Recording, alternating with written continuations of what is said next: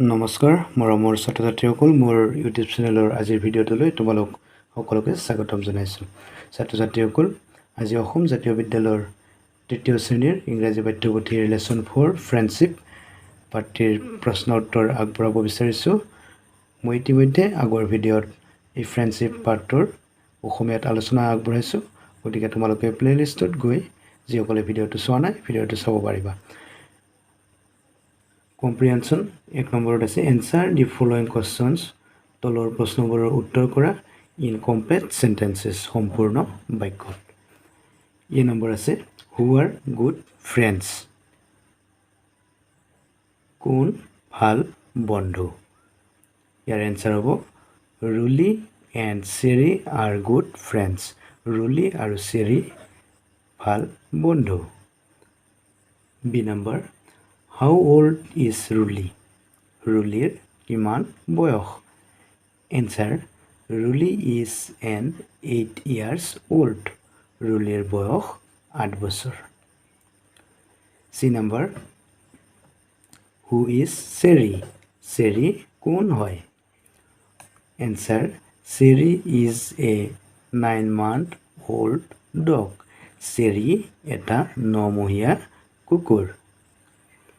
D number. Who is not fond of Seri? কোনে চেৰিৰ প্ৰতি আগ্ৰহী নহয় বা চেৰি কোনে ভাল নাপায় answer Shyam is not fond of Seri শ্যামে চেৰিক ভাল নাপায় ই number question what is Shyam doing in the afternoon শ্যামে আবেলি সময়ত কি কৰি আছে Answer: Shyam is riding his new bicycle in the afternoon. Shyame তেওঁৰ নতুন চাইকেলখন আবেলি চলাই আছে।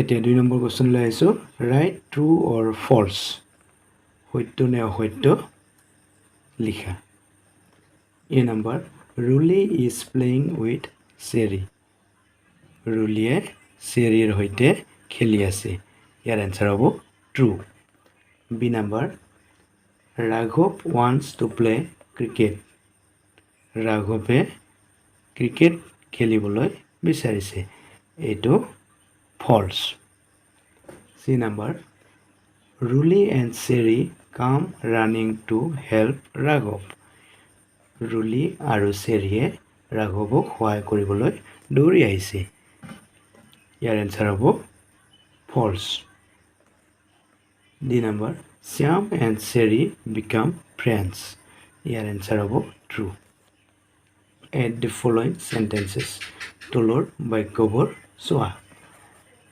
এক নম্বৰত আছে my name is Jotin মোৰ নাম Jotin I am a student মই এজন ছাত্ৰ ইয়াতে Jotinৰ সলনি I ব্যৱহাৰ কৰিছে 2 number Rishi and I are friends Rishi আৰু মই বন্ধু we are in the same class আমি দুয়ো একে শ্ৰেণীৰ ইয়াতে Rishi আৰু মোৰ হলনি we ব্যৱহাৰ কৰিছে 3 number hello Rani where are you going হেৰা ৰাণী তুমি কলৈ গৈ আছা ইয়াতে ৰাণীৰ হলনি you ব্যৱহাৰ কৰিছে 4 number Ruli is a good girl Ruli এজনী ভাল ছোৱালী She loves animals তাই ভাল পায় জন্তুবোৰক ইয়াতে ৰুলিৰ হলনি সি ব্যৱহাৰ হৈছে 5 number Sam is Ruli's brother Sam ৰুলিৰ ভায়েক he is in class 5 তেওঁ পঞ্চম শ্ৰেণীত পঢ়ে ইয়াতে Samৰ হলনি হি ব্যৱহাৰ কৰা হৈছে 6 number Seri is a pet dog Seri এটা পোহনীয়া কুকুৰ It is adorable ই প্ৰশংসাৰ পাত্ৰ ইয়াতে Seriৰ হলনি it ব্যৱহাৰ হৈছে 7 number Ruli, Shyam and Seri live in the same house. Ruli, Shyam আৰু Seri একেটা ঘৰতে বাস কৰে। They play together. সিহঁতে একেলগে খেলে। ইয়াতে Ruli, Shyam আৰু Seri হলনি they ব্যৱহাৰ হৈছে। 8 number This is our school building. এইটো আমাৰ school building it is big. এইটো ডাঙৰ। ইয়াতে স্কুল বিল্ডিঙৰ হলনি it ব্যৱহাৰ হৈছে। In the above sentences, ওপৰৰ বাক্যবোৰৰ Ruli, Shyam, Seri, Jotin, Rishi, Rani, and school building are nouns. এই সকলোবিলাক noun অৰ্থাৎ বিশেষ্য।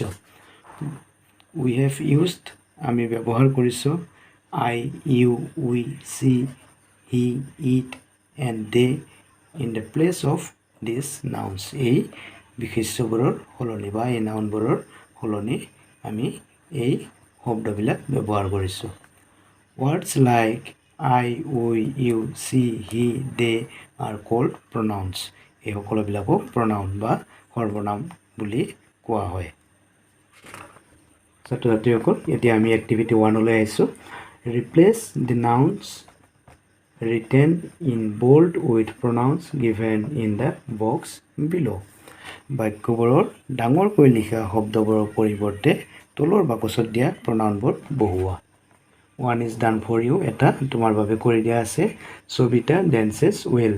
Sobitaই ভালকৈ নাচে। ইয়াতে Sobitar হলনি সি ব্যৱহাৰ হৈছে।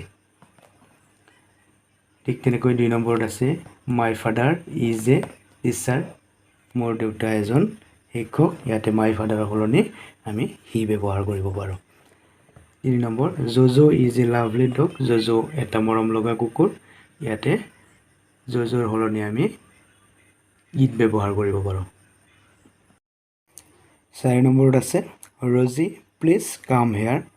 Rosie অনুগ্ৰহ কৰি ইয়ালৈ আহা। ইয়াতে আমি Rosieৰ ঠাইত ইউ ব্যৱহাৰ কৰিব পাৰোঁ।